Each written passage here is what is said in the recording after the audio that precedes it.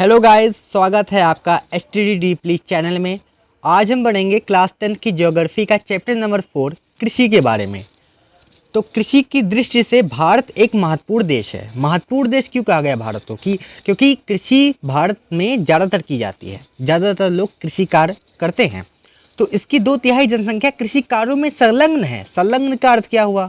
संलग्न का अर्थ ये हुआ कि कार्य में लगी हुई है, कृषि कार्य में लगी हुई है।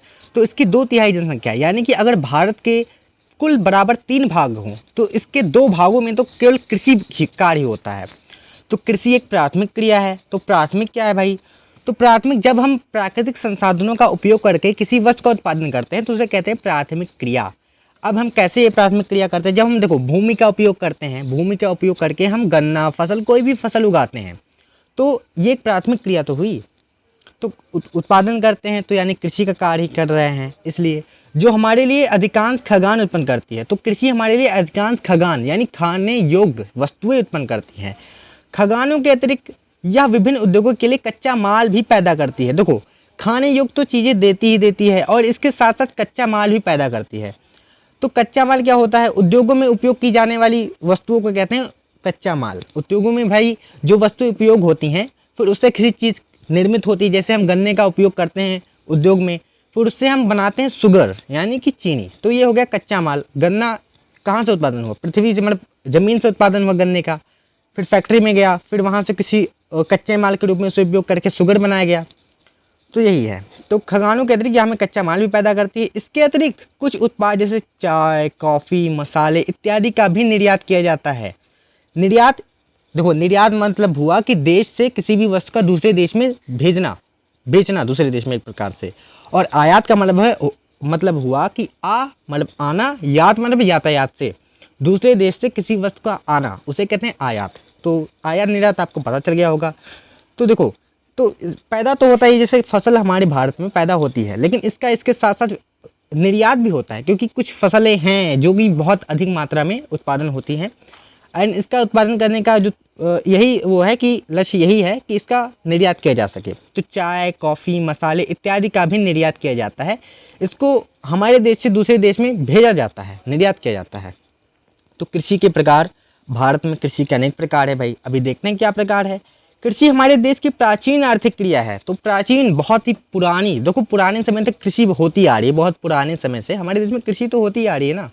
अगर कृषि ना होती, फसल ना होते, तो हम लोग कैसे जिंदा रहते? पेड़ की पत्तियां वत्तियां खाकर जिंदा रहते? ऐसा नहीं है। तो इसीलिए प्राथमिक आर्थिक, और आर्थिक क्यों कहा गया? क्योंकि आर्थिक भाई हमें इससे पैसे वैसे मिलते हैं। आर्थिक रूप से हमें अर्थव्यवस्था रूप से मजबूत बनाती है, क्योंकि इससे कमाई का स्रोत भी रही है। पिछले, अगर बहुत पुराने समय में देखें तो पिछले हजारों वर्षों के दौरान भौतिक, पर्यावरणिक, प्रौद्योगिकी और सामाजिक संस्कृति रीति रिवाजों के अनुसार खेती की विधियों में भी सार्थक परिवर्तन आया है।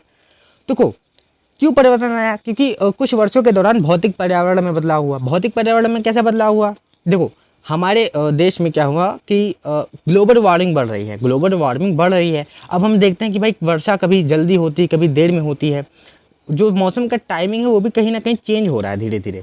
देखो, और प्रौद्योगिकी, अब टेक्नोलॉजी आ गई। पहले लोग कुदाल इन सब का यूज़ करते थे, लेकिन अब टेक्नोलॉजी आ गई। अब लोग ट्रैक्टर वक्टर से आराम से बीज बोते हैं, उसी से यूज़ करते हैं। इसलिए प्रौद्योगिकी और सामाजिक सांस्कृतिक रीति रिवाज, सामाजिक सांस्कृतिक रीति रिवाज भाई, जो रीति रिवाज थे, हो सकता है बहुत पुराने समय में लोग खाद का उर्वरक करना ना मानते हो, कहते हूँ कि ये अच्छी बात नहीं है, लेकिन आजकल तो आराम से यूज हो रहा है। तो कि विधियों में सार्थक परिवर्तन हुआ, तो इन सब में परिवर्तन हुआ।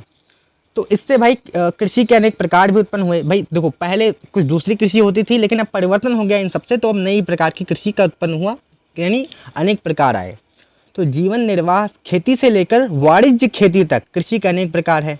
तो जीवन निर्वाह एक कृषि है जो जीवन के निर्वाह, किसी तरह जीवन का निर्वाह होता रहे। एक कृषि है वाणिज्य कृषि। वाणिज्य कृषि यानी भाई बड़े लेवल पर जो कृषि होती है उसे कहते हैं वाणिज्य कृषि। तो कृषि के अनेक प्रकार हैं। अब भाई कृषि के बहुत सारे प्रकार हैं, छोटे लेवल से लेकर के बड़े लेवल तक बहुत सारे प्रकार हैं। वर्तमान समय में भारत के विभिन्न भागों में निम्नलिखित प्रकार के कृषि तंत्र पाए जाते हैं। अब देखो, अभी प्रकार दिए गए हैं कि कितने प्रकार की कृषि भारत में होती है, नीचे दिया गया है एनसीईआरटी में। तो प्रारंभिक जीवन निर्वाह कृषि। प्रारंभिक जीवन निर्वाह कृषि क्या है? तो प्रारंभिक जीविका निर्वाह कृषि। तो प्रारंभिक यानी प्रारंभ से, बहुत ही पहले वाली। जीविका यानी जीविका, हमारी किसी तरह जीविका चलती रहे, निर्वाह होता रहे। कृषि ऐसी कृषि जिसमें भाई कृषि प्रारंभ में की जाती है और जिससे जीविका केवल निर्वाह होता रहे, जीवन चलता रहे किसी तरह से।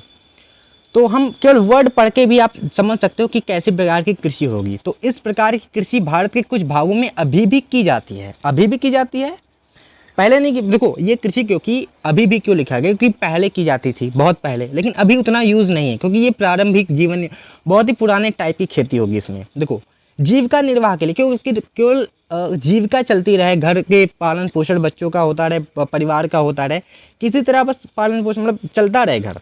तो प्रारंभिक जीविका निर्वाह कृषि भूमि के छोटे टुकड़ों पर आदिम कृषि औजारों जैसे लकड़ी के हल, दाव और खुदाई करने वाली छड़ी तथा परिवार अथवा समुदाय के श्रम की मदद से की जाती है। देखो प्रारंभिक जीवन निर्वाह कृषि कैसे की जाती है, भूमि के छोटे टुकड़े पर करते हैं, क्योंकि इन्हें बड़े टुकड़े पर तो करना नहीं है, बस किसी तरह भाई किसी तरह घर चलता रहे, इसीलिए।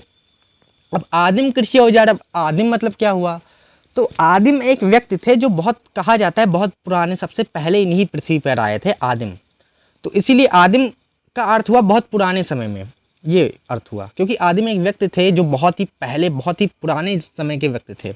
तो आदिम कृषि औजारों, पुराने प्रकार के कृषि औजार जैसे लकड़ी के हल हो गए, डाव हो गए, खुदाई करने वाली छड़ी, अब जिसे कुदाल भी कहते हैं वैसे, तथा परिवार अथवा समुदाय श्रम के, देखो परिवार के लोग करते हैं क्योंकि उन्हें केवल जीविका चलानी है, बहुत लोग चाहिए नहीं, उन्हें कुल मिला के जीविका चलानी है, और समुदाय श्रम की, और भाई समुदाय के श्रम की भी हो जाती है, जैसे समुदाय में कहते हैं भाई तुम हमारा काम कर लो, हम तुम्हारा काम कर लेंगे, तो ऐसे समुदाय के श्रम से की जाती है। इस प्रकार की कृषि प्रायः मानसून, मृदा की प्राकृतिक उर्वरकता और फसल उगाने के लिए अन्य पर्यावरणीय परिस्थिति की उपयुक्तता पर निर्भर करती है। देखो ये कृषि प्राय मानसून पर, देखो ये लोग इतना तो, इन्हें केवल जीविका निर्वाह करना है, इसलिए ये लोग ऐसा तो कुछ नहीं फसल का उत्पादन करेंगे कि भाई बहुत ज़्यादा सिंचाई ऊंचाई करें या फिर इसमें आके खाद वाद डालें, ऐसे करेंगे तो उन लोग की वैसे पैसे खर्च हो जाएंगे। ये लोग सोचते हैं एक भी पैसे ना लगें और हमारा उत्पादन किसी प्रकार से घर चलता रहे। तो इसीलिए ये लोग प्रायः मानसून, मृदा की प्राकृतिक उर्वरकता, जो उर्वरकता है मृदा की, उसी प्राकृतिक उर्वरकता पर ही डिपेंड है, कुछ खाद वाद नहीं छोड़ेंगे, और फसल उगाने के लिए अन्य पर्यावरणीय परिस्थितियों की उपयोगिता पर, और जो पर्यावरण परिस्थिति है उस पर ही डिपेंड है, पर निर्भर करती है, उसी पर भाई ये निर्भर करती है। यह कर्तन दहन प्रणाली कृषि है। कर्तन, देखो इसे कर्तन दहन प्रणाली कृषि भी बोलते हैं। कर्तन मानी काटना, दहन मानी दहन करना, प्रणाली एक प्रणाली कृषि है। स्लैश एंड बर्न, वैसे तो हम अपने अकॉर्डिंग बताएंगे। देखो कर्तन दहन प्रणाली कृषि क्या है कि किसान जंगल के एक छोटे से क्षेत्र में, फिर भूमि के किसी भी भूमि के एक छोटे से क्षेत्र पर जाते हैं, वहाँ पे जो झाड़ी लगी होती है या पेड़ पौधे, उसको काटते हैं, फिर उसको जला देते हैं तो पेड़ पौधे जल जाते हैं, उनकी राख जो बचती है, राख मृदा में मिला देते हैं। तो राख भाई मृदा में जब मिला देते हैं वो लोग, तो उससे क्या होगा, मृदा की उर्वरकता भी बढ़ जाएगी, इससे फ़ायदा ये हुआ। तो इसीलिए स्लैश एंड बर्न कहा गया है। लेकिन इसमें आप जो एनसीईआरटी में लिखा है वो समझो। किसान जमीन के टुकड़े साफ करते हैं। अब साफ ऐसे ही करते हैं, जला करके साफ करते हैं। तो साफ करके उन पर अपने परिवार के भरण पोषण के लिए, किसी तरह उनके परिवार का भरण पोषण आराम से खाना पीना चलता रहे के लिए अनाज व अन्य खाद्य फसलें, अनाज उगाते हैं और अन्य खाद्य फसलें भी उगाते हैं, खाने योग्य फसलें। जब मृदा की उर्वरकता कम हो जाती है तो किसान उस भूमि के टुकड़े के स्थानांतरित हो जाते हैं। स्थानांतरित मतलब उस भूमि को छोड़ के अलग भूमि पर चले जाते हैं। तो जब मृदा की उर्वरकता, जो उर्वरकता है, थोड़ा उर्वरकता जब ज़्यादा होती है तो कृषि उत्पादन भी ज़्यादा होता है, उर्वरकता कम होती है कृषि उत्पादन कम होता है। जब मृदा की उर्वरकता कम हो जाती है तो किसान उस भूमि के टुकड़े से स्थानांतरित हो जाते हैं। तो किसान ना उस भूमि के टुकड़े को छोड़ देते हैं, क्योंकि भाई वो खरीदते थोड़ी हैं, वो तो जाते हैं बस खेती करने लगते हैं। अब जब उर्वरकता कम हो गई तो उस भूमि को छोड़ दिए, अलग भूमि पर गए, कृषि करने लगे। वहाँ भी ऐसे काटेंगे, जलाएंगे, फिर राख मिट्टी में मिलाएंगे, खेती करेंगे। कृषि के लिए भूमि का दूसरा टुकड़ा साफ करते हैं। कृषि के इस प्रकार के स्थानांतरण से प्राकृतिक प्रक्रियाओं द्वारा मिट्टी की उर्वरकता शक्ति बढ़ जाती है। तो जब हम लोग इस प्रकार से कृषि से स्थानांतरित किसान हो जाते हैं तो उस वहाँ पर जो स्थानांतरित होते हैं तो भाई वहाँ पे पेड़ पौधे उगते हैं, प्राकृतिक उर्वरकता दोबारा आ जाती है जैसे उर्वरकता थी। हम लोग कई बार देखते हैं कि भाई किसान खेती करते हैं बहुत सालों से लगातार, तो 2-3 साल के भूमि को पड़ती भूमि छोड़ देते हैं ताकि उर्वरकता आ जाए उसमें दोबारा। चूँकि किसान उर्वरक अथवा अन्य आधुनिक तकनीक का उपयोग नहीं करते, तो किसान भाई उर्वरक का उपयोग नहीं करते, क्योंकि भाई कह तो रहे हैं जीविका निर्वाह करनी है, इतना उर्वरक नहीं यूज़ करेंगे वो कि पैसे खर्च हों। अन्य आधुनिक तकनीकों और अन्य जो आधुनिक तकनीक है उसका भी उपयोग नहीं करते। इसलिए इस प्रकार की कृषि में उत्पादकता कम होती है। अब भाई इन सब का यूज ही नहीं करते ना वो लोग, उर्वरक का उपयोग नहीं करेंगे, तकनीक का उपयोग नहीं करेंगे, तो कहाँ इतना उत्पादन होगा। तो कृषि उत्पादकता कम होती है। देश के विभिन्न भागों में इस प्रकार की कृषि को विभिन्न नामों से जाना जाता है। तो विभिन्न भागों में विभिन्न नामों से जाना जाता है। तो अगर आप कंपटीशन की तैयारी कर रहे हो तो भाई ये सब नाम याद रखना बहुत ही ज़रूरी है। कंपटीशन में बहुत आता है, ISPCS के कंपटीशन में भी आता है ये। तो उत्तर पूर्वी राज्यों असम, मेघालय, मिजोरम और नागालैंड में से झूम कहते हैं, झूम खेती कहते हैं कि झूम खेती के अन्य नाम बताइए। तो देखो उत्तर पूर्वी राज्यों में क्या कहते हैं इसे, असम में, मेघालय, मिजोरम में झूम कहा जाता है, मणिपुर में पामलू, और छत्तीसगढ़ के बस्तर जिले में छत्तीसगढ़ के बस्तर जिले में और अंडमान निकोबार द्वीप समूह में इसे दीपा कहा जाता है। अब झूम खेती, कर्तन दहन प्रणाली कृषि को मैक्सिको, अब देखो अब देश में बता रहे हैं कि किस देश में किस नाम से जानी जाती है। को मैक्सिको और मध्य अमेरिका में मिल्पा, मैक्सिको और मध्य अमेरिका में से मिल्पा कहते हैं। वेनेजुएला में कोनिको और ब्राज़ील में रोका कहते हैं। मध्य अफ्रीका में मसोले कहते हैं। इंडोनेशिया में लदांग और वियतनाम में रे के नाम से जाना जाता है। भारत में भी यह प्रारंभिक कृषि की खेती अनेक नामों से, अब भाई अभी तक हम देश में पढ़े, अब भारत में किन नामों से, कहाँ पे किन नामों से जानी जाती है अभी वो पढ़ेंगे। जैसे मध्य प्रदेश में बेवर या दहिया, आंध्र प्रदेश में पोडू, दहिया आंध्र प्रदेश में क्या, आंध्र प्रदेश में इसे पोडू कहते हैं। मध्य प्रदेश में बेमर या दहिया कहते हैं, और आंध्र प्रदेश में पोडू या पेंडा कहते हैं। ओडिशा में पामडाबी या कोमान ये भी कहते हैं, और या बड़ीगा, 3 नाम से जानते हैं वहाँ पे। पश्चिमी घाट में कुमारी, दक्षिणी पूर्वी राजस्थान में वालरे या वाल्टरे, हिमालयन क्षेत्र में खिल, झारखंड में कुरवा और उत्तर पूर्वी प्रदेशों में झूम। अब आगे पढ़ते हैं।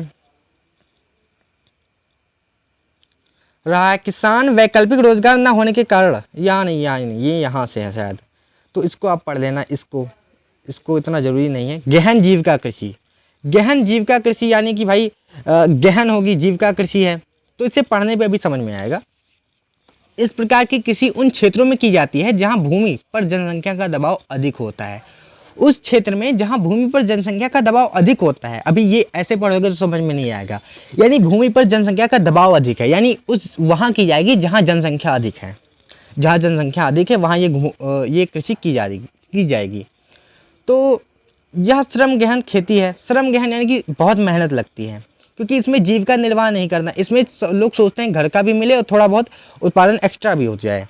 तो जहाँ अधिक उत्पादन के लिए अधिक मात्रा में, अच्छा ये क्वेश्चन आ रहा होगा कि यहाँ पर भाई अधिक उत्पादन क्यों चाहिए, क्योंकि भाई मान लो एक परिवार में है 10-15 लोग हैं, तो भाई उन लोगों को एक ही छोटा सा भाग है, ज़्यादा लोग अगर हैं किसी स्थान पर कि कहीं जनसंख्या ज़्यादा है, तो वहाँ पर क्या होगा, वहाँ पर ज़्यादातर लोग होंगे और सबकी अपनी अपनी ज़मीनें होंगी, तो सबका कृषि के लिए छोटा ही आकार बचेगा। और एक परिवार में मान लो 10 लोग हैं, तो भाई एक परिवार में 10 लोगों के लिए उन्हें ज़्यादा से ज़्यादा उत्पादन करना होता है, और ज़्यादा से ज़्यादा उत्पादन करना है, इसलिए भाई वो लोग ज़्यादा से ज़्यादा उसमें काम करते हैं। तो यह कृषि गहन, यह श्रम गहन खेती है, मतलब बहुत मेहनत लगती है। यहाँ अधिक उत्पादन के लिए अधिक मात्रा में जैव रासायनिक निवेशों और सिंचाई का प्रयोग किया जाता है। तो यहाँ पर भाई अधिक उत्पादन करना होता है, किसी तरह अधिक उत्पादन हो, छोटे से क्षेत्र पर उत्पादन बहुत अधिक हो।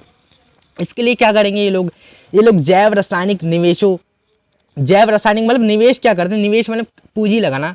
तो जैव रासायनिक निवेश यानी ये लोग उर्वरक खरीदते हैं, उर्वरक खाद ये सब खरीदते हैं, वो सब लगाते हैं। सिंचाई का प्रयोग किया जाता है। अब भाई इसमें सिंचाई का अच्छे से प्रयोग करेंगे कि कुल मिला के बस उत्पादन ज़्यादा से ज़्यादा हो।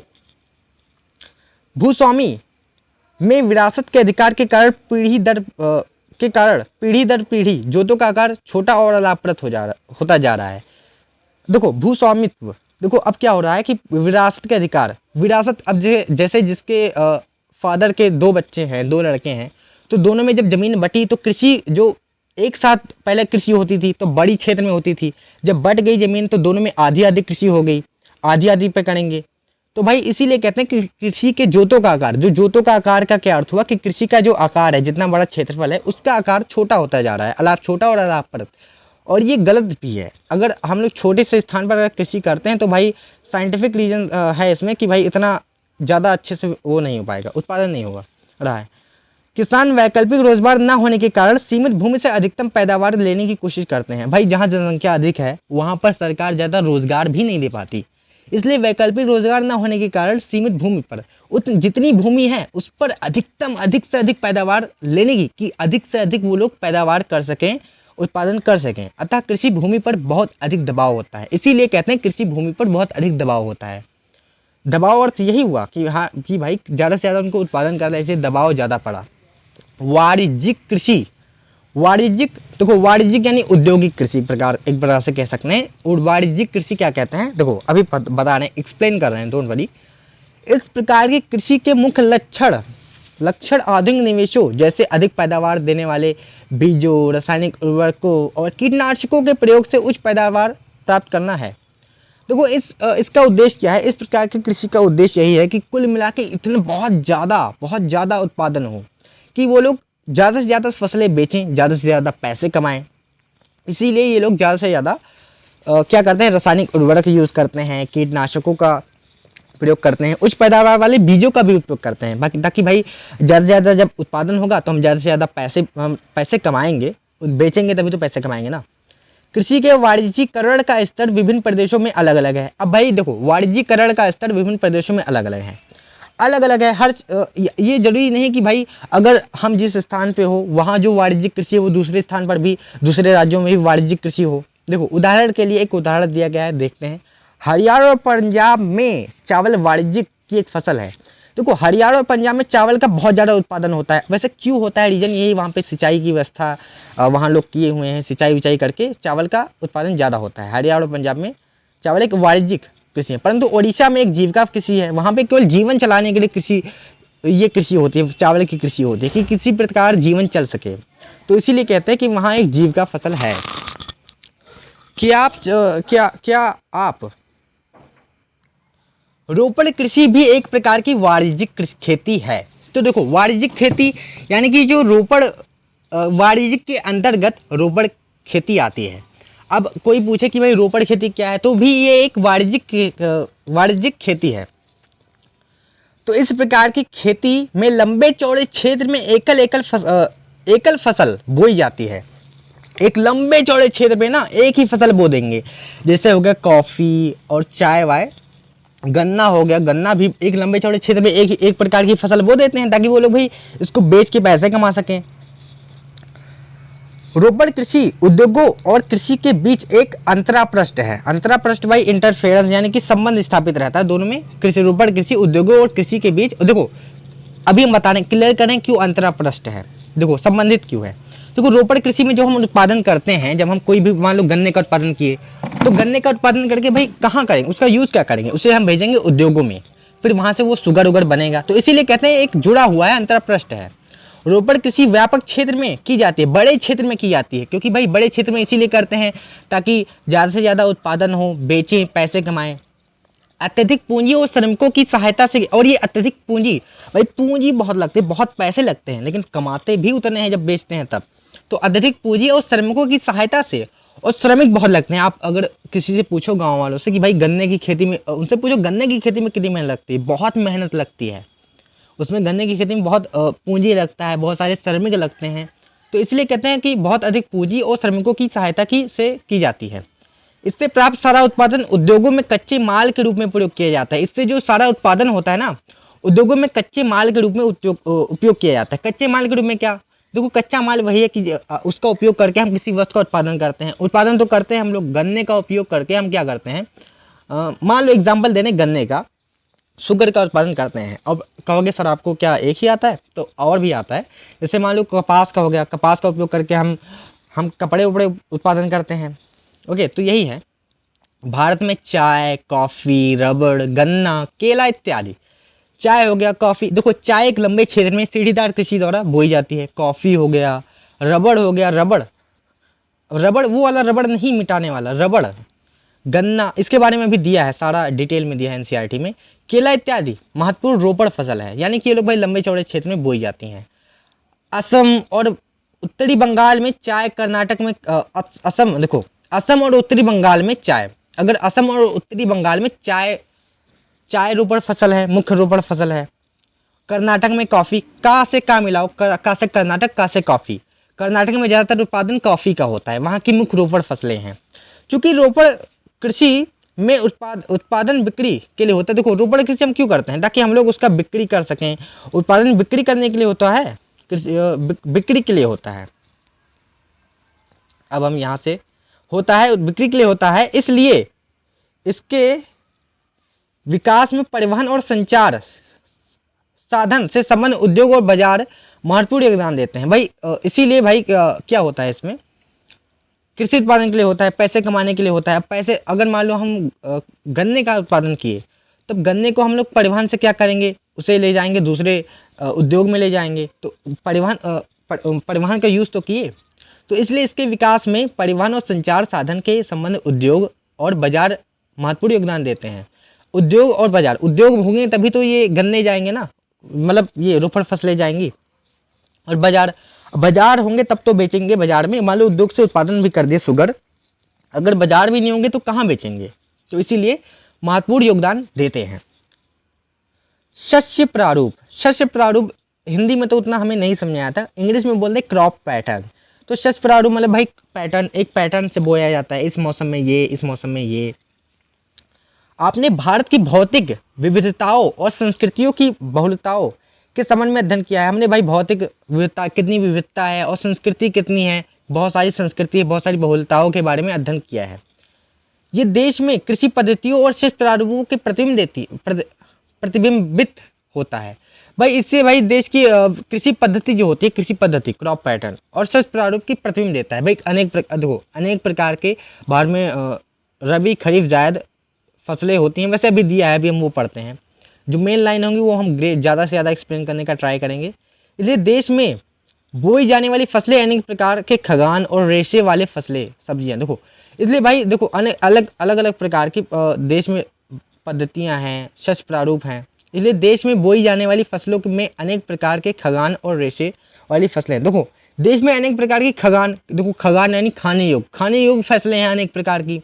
और रेशे वाली फसलें हैं। रेशे वाली फसलें क्या हैं भाई, रेशे वाली फसलें जूट हो गया, जूट को खाते थोड़ी हो, जूट से हम लोग क्या करते हैं, कपड़े बुनते हैं। कपास को खाते थोड़ी, कपास के लिए हम लोग क्या करते हैं, कपास से हम लोग कपड़े बुनते हैं। तो इसीलिए वैसे तो रबड़ है, तो क्या रबड़ को आप खाते हो ना, खाते नहीं हो, उसके लिए आपका यूज़ अलग होता है। तो रेशे वाली फसलें हैं सब्जियां, फल, मसाले, जिसमें सब्जियां, फल, मसाले इत्यादि हैं। तो सब्जियां खाने योग्य में हो गई, तो इसमें आ गई। भारत में 3 शस्य ऋतुएं हैं, 3 ऋतुएं हैं, शस्य ऋतुएं, क्रॉप पैटर्न 3 शस्य ऋतुएं हैं, इस प्रकार के हैं। देखो रबी, खरीफ और जायद। वैसे जायद फसल रबी और खरीफ के बीच में बोई जाती है, जो मौसम बचता है। रबी को शीत ऋतु में अक्टूबर से दिसंबर में मध्य बोया जाता है और ग्रीष्म ऋतु में अप्रैल से जून के मध्य काटा जाता है। तो इसके लिए हम तो भाई एक ट्रिक थी, हम याद कर लिए थे उससे। देखो रो डज, ये याद रखो, रो डज। देखो आर मतलब रबी, ओ मतलब अक्टूबर, डी मतलब दिसंबर, ए मतलब अप्रैल और जे मतलब जून। तो इसीलिए देखो रबी फसल को शीत ऋतु में ठंडी में बोया जाता है, अक्टूबर से दिसंबर। देखो पहले तो अक्टूबर में ही ठंडी पड़ने लगती थी, अब खैर थोड़ा लेट में आती है, नवंबर से शुरू होती है ज़्यादा। तो शीत ऋतु में अक्टूबर से दिसंबर में के मध्य बोया जाता है, क्योंकि इन फसलों को भाई बोते समय शीत ऋतु की आवश्यकता होती है रबी फसलों को, और पकते समय भाई थोड़ी ग्रीष्म ऋतु की आवश्यकता होती है, के मध्य बोया जाता है। और ग्रीष्म ऋतु में अप्रैल से जून के मध्य काटा जाता है। तो हम ट्रिक बताए थे, रोडज याद रखना, वैसी है। गेहूँ, जौ, मटर, चना, सरसों कुछ मुख्य रबी फसलें हैं। जो गेहूँ है, जौ है, मटर है, चना और सरसों कुछ मुख्य रबी फसलें हैं। ये लोग क्या हैं, ये रबी फसलें हैं। देखो याद रखना, इसमें रबी फसल मेन याद रख लो, रबी फसल याद, क्योंकि खरीफ फसल में बहुत ज़्यादा है, तो इससे बढ़िया रबी फसल याद रखो। अगर क्वेश्चन आएगा कि ये कौन सी फसल है, अगर रबी में नहीं तो खरीफ में ही होगी, इसलिए रबी कम है, रबी याद रखो। गेहूँ, देखो गेहूँ में भाई पढ़ाएंगे, अभी डिटेल में है वो भी, गेहूँ, जौ, मटर, चना सब कुछ आएगा एनसीईआरटी में आगे। यद्यपि ये फसलें देश के विस्तृत भाग में बोई जाती हैं, ये जो गेहूँ, जौ, मटर, चना, सरसों बहुत बड़े भागों में बोई जाती है। उत्तर और उत्तर पश्चिमी राज्यों जैसे पंजाब, हरियाणा, हिमाचल प्रदेश, अगर उत्तर और उत्तर पश्चिमी की बात करें राज्यों, जैसे पंजाब हो गया, हरियाणा हो गया और हिमाचल प्रदेश, ये सब उत्तर पश्चिमी राज्य में आते हैं। जम्मू कश्मीर, उत्तराखंड और उत्तर प्रदेश गेहूं व अन्य रबी फसलें के उत्पादन के लिए महत्वपूर्ण है। इन सब क्षेत्रों में ना गेहूं व अन्य रबी फसलें उत्पादन होती हैं इन सब क्षेत्रों में, उत्तर पूर्वी राज्यों में। अभी हम मैप में बता देंगे, डोंट वरी अबाउट दैट। शीत ऋतु में शीतोष्ण पश्चिमी विक्षेपों से होने वाली वर्षा, तो शीतोष्ण जो पश्चिमी विक्षेपों से होने वाली जो शीत ऋतु में जो वर्षा होती है, मतलब अचानक बहुत ज़्यादा नहीं होती, कभी कभी वर्षा होती है, 1 2 3 बार वर्षा होती है। वर्षा इन फसलों के अधिक उत्पादन में सहायक होती है, तो इन फसलों के उत्पादन में सहायता करती है। भाई वर्षा होनी जरूरी है। पंजाब, हरियाणा, पश्चिमी उत्तर प्रदेश और राजस्थान में, अगर पंजाब की बात करें, हरियाणा, पश्चिमी उत्तर प्रदेश और राजस्थान के कुछ भागों में हरित क्रांति की सफलता से रबी फसलों में वृद्धि हुई है। हरित क्रांति सफल हुई है। हरित क्रांति क्या है भाई? हरित क्रांति में भाई आधुनिक, अभी ये भी आगे, वैसे हम थोड़ा आगे अभी बताए दे रहे हैं। हरित क्रांति में आधुनिक बीजों, अधिक उर्वरकता देने वाले उर्वरकों, अधिक अच्छे उर्वरकों का यूज़ किया गया ताकि उत्पादन में ज़्यादा विकास हो गया। आधुनिक तकनीकों का उपयोग किया गया था। तो अभी हम आगे बढ़ते हैं ये यहाँ से। अब खरीफ फसल पे आ गए। रबी फसल के लिए हम फिर से कह रहे हैं भाई, रोडज याद रखना। खरीफ फसलें देश के विभिन्न क्षेत्रों में मानसून के आगमन के साथ बोई जाती है। खरीफ फसलें कैसे बोई जाती है? विभिन्न क्षेत्रों में, बहुत सारे क्षेत्रों में मानसून के आगमन के साथ, मानसून यानी वर्षा, जब वर्षा आने वाली होती है तब ये बोई जाती हैं। क्यों बोई जाती हैं भाई? क्योंकि जो खरीफ फसलें हैं उनको ज़्यादा से ज़्यादा बोते समय पानी चाहिए, तो पानी नीडेड होता है इन लोगों के लिए, इसलिए बोई जाती हैं। सितंबर से अक्टूबर, देखो जब वर्षा होने वाली मानसून के आगमन के समय बोई जाती है और सितंबर से अक्टूबर के अक्टूबर में काट ली जाती है। सितंबर से अक्टूबर में काट ली जाती है। इस ऋतु में बोई जाने वाली फसलों में देखो, इस ऋतु में कौन सी फसलें बोई जाती हैं? चावल तो एकदम फेमस है। चावल भारत में सबसे ज़्यादा उत्पादन, दूसरे नंबर पर चावल का उत्पादन सबसे ज़्यादा होता है। चीन के बाद चावल का उत्पादक दूसरा देश है भारत। मक्का, ज्वार, बाजरा, तुड़ मतलब अरहर की दाल खाते हो ना? खाते हो कि पीते हो भाई? दोनों। तो मूंग हो गया, उड़द, कपास, जूट, मूंगफली, सोयाबीन शामिल है। तो अगर बोर्ड एग्जाम दे रहे हो भाई तो ये याद रखो, ये सब याद रखो। ऐसे आएगा कि मूंगफली कौन, और सबसे ज़्यादा कपास वाला आता है। कपास कौन सी फसल है? खरीफ है, जायद? तो ये आता है, फिर चूज़ करना होता है कि खरीफ। तो चावल की खेती मुख्य रूप से असम, पश्चिम बंगाल और ओडिशा, आंध्र प्रदेश, तेलंगाना, तमिलनाडु, केरल और महाराष्ट्र, विशेषकर कोकण तटीय क्षेत्र। अच्छा, तट कहाँ होंगे? जहाँ नदी होगी, और नदी के किनारे तट, इसलिए कहते हैं। देखो तटीय क्षेत्रों में क्यों ये खरीफ फसल ज़्यादा बोई जाती है? क्योंकि भाई वहाँ पे पानी होता है, इन लोगों को पानी बहुत नीडेड होता है, बहुत ज़रूरी होता है पानी, इसीलिए तटीय क्षेत्रों में तो पक्का है कि खरीफ फसल ही बोई जाती है। उत्तर प्रदेश, बिहार में बोई जाती है। बिहार में की जाती है, मतलब इसमें खरीफ फसल बोई जाती है। क्यों? क्योंकि उत्तर प्रदेश, बिहार, इन राज्यों में जो है नदियाँ ज़्यादा हैं, ऊपर से जलोढ़ मृदा भी है। पिछले कुछ वर्षों में चावल क्या हुआ है? पंजाब और हरियाणा में बोई जाने वाली महत्वपूर्ण फसल बन गई है। कुछ वर्षों की बात करें ना, तो चावल जो है पंजाब और हरियाणा में बोई जाने वाली एक महत्वपूर्ण फसल बन गई है। क्यों? क्योंकि वहाँ भाई सिंचाई का विकास हुआ है, इसलिए बन गई है। सिंचाई विकास हो गया तो बढ़िया भाई, बो आराम से। सिंचाई ही ज़रूरी होती है खड़ी फसलों के लिए। असम, पश्चिमी बंगाल और उड़ीसा में धान की 3 फसलें। असम, पश्चिम बंगाल और उड़ीसा में क्या है? धान की ही 3 फसलें हैं। धान को ही चावल बोलते हैं भाई। धान जब आराम से जब पक जाता है, फिर उसे कूटते हैं जाके, तो फिर उसमें से चावल निकलता है। तो धान की 3 फसलें औस, अमन और बोरो बोई जाती हैं। भाई धान के कई प्रजातियां भी ना, तो औस, अमन और बोरो बोई जाती हैं। रबी और खरीफ फसल ऋतुओं के बीच जो, देखो रबी और खरीफ फसल ऋतुओं के बीच ग्रीष्म ऋतु, देखो ग्रीष्म ऋतु में बोई जाती है। जब रबी और खरीफ फसल के बीच में जो मौसम, जो महीने बच जाते हैं, दो महीने, तो ग्रीष्म ऋतु में बोई जाने वाली फसल जायद कहा जाता है। तो इन दोनों के बीच जो फसल बोई जाती है उन्हें कहा जाता है जायद। और वैसे इन दोनों के बीच ऐसी फसलें बोते हैं, गर्मी होती है इसलिए लोग सोचते हैं ऐसी फसलें बोएं जिसमें उन्हें पैसे मिले। मतलब पैसे क्या मिले यार, हम क्या बोल रहे हैं? देखो उन्हें जिसमें पानी ज़्यादा हो, पानी। देखो अभी एग्जाम्पल से समझ जाओगे आप लोग। जायद ऋतु में मुख्यतः तरबूज, देखो तरबूज में ज़्यादा वाटर पाया जाता है। खरबूज, खीरों में भी पाया जाता है। सब्जियों और चारे की फसलों की खेती की जाती है। गन्ने की फसल को तैयार होने में लगभग 1 वर्ष लगता है। भाई गन्ने की अगर आप तैयार करो गन्ने की फसल तो 1 वर्ष लगता है, बहुत मेहनत भी लगती है बोने में, वैसे इतना ईजी नहीं है।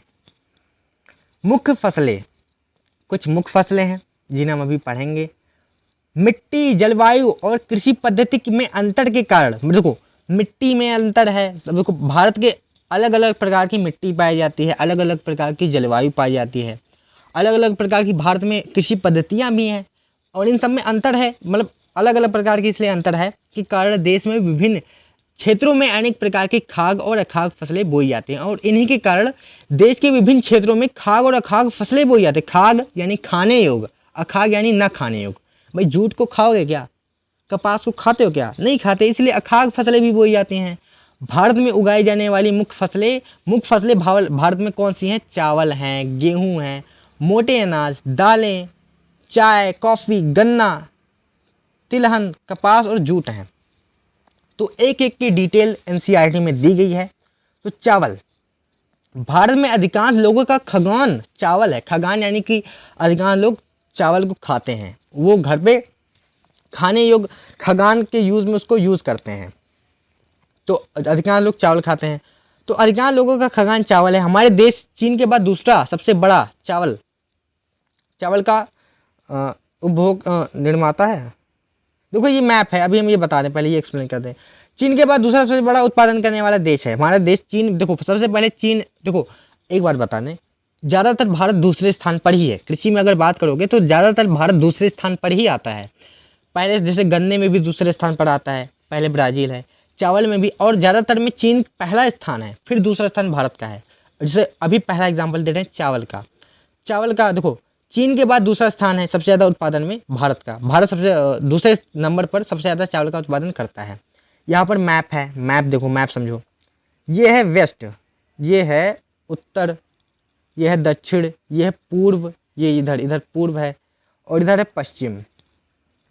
तो देखो उत्तर पश्चिमी राज्य ये पाकिस्तान के साइड में हो गई है, उत्तर पश्चिमी राज्य ये हैं, ये है उत्तर पश्चिमी राज्य, ये है उत्तर पूर्वी राज्य, ये है उत्तर पूर्वी राज्य। अरे यार ये है ये जहाँ हम टच कर रहे हैं वहाँ पे, और ये नीचे है। अब नीचे ऐसे ही देख लेना, देखो उत्तर पूर्वी राज्यों में, देखो ये उत्तर पूर्वी राज्य में चावल की खेती की जाती है। क्यों? क्योंकि यहाँ पे देखो नदियों का जो डेल्टा बनाती हुई आती है, नदियाँ आती रहती हैं यहाँ पे, जलोढ़ मृदा भी है, इसलिए यहाँ पे ये खेती की जाती है, यहाँ भी की जाती है, यहाँ भी की जाती है। तो मैप को समझ के रखना। और हाँ एक बार और बता दें, प्रमुख क्षेत्र मतलब हुआ कि प्रमुख क्षेत्र है जहाँ पर प्रमुख रूप से ये फसल बोई जाती है। गौड़ क्षेत्र यानी भाई थोड़ी बहुत ज़्यादा नहीं, लेकिन उगाई जाती है वहाँ पर भी, इसीलिए उत्पादक देश है, वही उत्पादक देश है।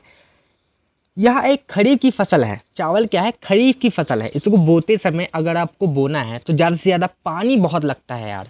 जिसे उगाने के लिए उच्च तापमान, भाई उगाने के लिए भाई उच्च तापमान चाहिए, बहुत ज़्यादा तापमान चाहिए, बहुत ज़्यादा भी नहीं कि फसल गल जाए, अगर 100 सेल्सियस पहुँचा दो, मतलब नॉर्मल टेम्परेचर से ज़्यादा 25 डिग्री सेल्सियस से ऊपर। और अधिक आर्द्रता मतलब हुआ पानी, नमी, पानी ज़्यादा चाहिए। 100 सेंटीमीटर से अधिक वर्षा, जो एक 100 सेंटीमीटर बना लो, एक नापो 100 सेंटीमीटर कितना है, 100 सेंटीमीटर तक पानी भरा होना चाहिए, वही 100 सेंटीमीटर से अधिक वर्षा की आवश्यकता होती है। तो तापमान याद रखना 25 डिग्री सेल्सियस से अधिक। देखो खरीफ फसल हम बताए थे कि भाई वर्षा के आगमन के साथ बोई जाती है, तो वर्षा का आगमन जब होगा तो सीधी सी बात है पानी ज़्यादा भर जाएगा, तभी इसको बोया भी जाएगा। 100 सेंटीमीटर से अधिक वर्षा भी चाहिए, तो वही, और तापमान वर्षा जब होता है तो थोड़ा गर्मी पड़ती है ना, इसीलिए अधिक तापमान भी चाहिए, वर्षा भी चाहिए। कम वर्षा वाले क्षेत्रों में इसे सिंचाई करके उपयोग किया जाता है। तो जहाँ कम वर्षा होती है वहाँ सिंचाई कर देते हैं, वहाँ उगाते हैं। अब देखो जहाँ पे आप जितना भी फसल है उसमें ये लिख सकते हो, जहाँ पे भाई ज़्यादा वर्षा की आवश्यकता होती है वहाँ पे लगभग आप ये लिख सकते हो कि कम वर्षा वाले क्षेत्रों में इसे सिंचाई करके उगाया जाता है। तो अभी ये है एक चावल की फसल, ये अभी इसे कहते हैं धान। जब इसे कूट देंगे तभी इसमें से निकल आएगा चावल। कन्फ्यूजन मत रखना धान चावल में। चावल उत्तर और उत्तर पूर्वी मैदानों, उत्तर देख लो मैप, उत्तर, ये देखो उत्तर पूर्वी मैदान, ये देखो उत्तर पूर्वी मैदान यही है, ये है उत्तर पूर्वी मैदानों में मुख्यतः, देखो उत्तर पूर्वी मैदान यही तो है। तो उत्तर पूर्वी मैदान में मुख्यतः बोई जाती है। देखो अभी देखो यहाँ पे बार बार हम मैप इधर उधर कर नहीं पाएंगे।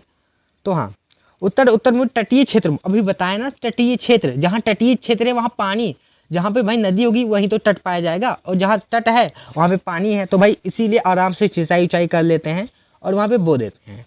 और डेल्टा प्रदेशों में भाई डेल्टा कैसे बनेगा, जब नदियाँ आती हैं डेल्टा बनाती है, तो नदियाँ जहाँ है वहाँ पे पानी है, जहाँ पानी है वहाँ चावल है, खड़ी फसल है। मतलब नहरों के जाल और नलकूपों की सघनता के कारण, देखो नहरों के जाल, देखो पंजाब में क्या है, केनाल कॉलोनी बसाई गई थी अंग्रेजों द्वारा, हिस्ट्री में पढ़ोगे आप।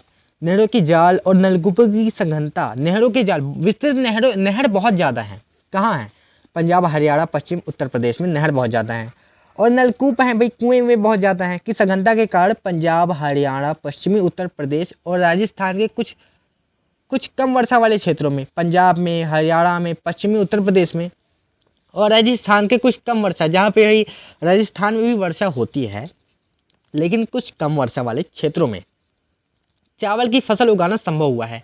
कैसे संभव हुआ है, क्योंकि नलकूप, नहरों की जाल अधिक हुआ, नलकूपों की सघनता होगी, इसी से संभव हुआ। अभी हम बात करते हैं गेहूं के बारे में। तो अभी ये पूरा आप एनसीईआरटी एक बार हम पढ़ाएं, एक बार रीड कर लेना खुद से, एनसीईआरटी अच्छे से दिमाग में बसा लो। एनसीईआरटी अगर बसा लिए ना तो बोर्ड एग्जाम, कंपटीशन सब कुछ आराम से निकल जाएगा आपका। तो गेहूं के, हाँ गेहूं, चावल का वो दिमाग से हटाओ, अभी गेहूं को पढ़ो, गेहूं को पढ़ो।